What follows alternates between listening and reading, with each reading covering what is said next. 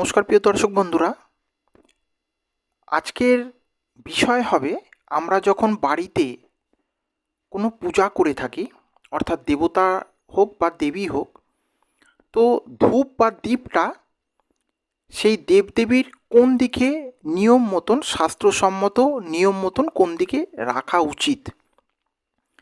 ধূপ সব সময় দেবতারই হোক বা দেবীর ক্ষেত্রেই হোক না কেন, সর্বদা বাম দিকে থাকবে। এবং দ্বীপ বলতে এখানে প্রদীপ বলা হচ্ছে বিশেষত।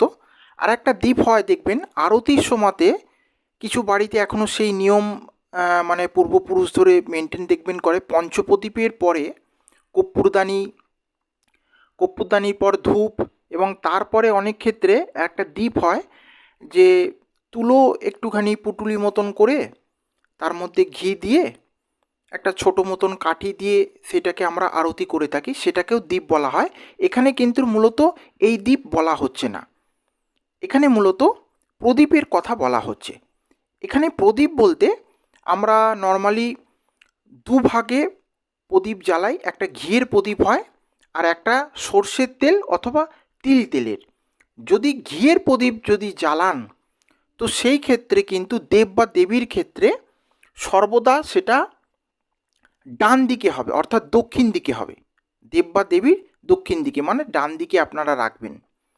আর যদি তিল তেল বা সর্ষের তেল যদি জ্বালান, তো সেক্ষেত্রে দেব বা দেবীর বাম দিকে হবে।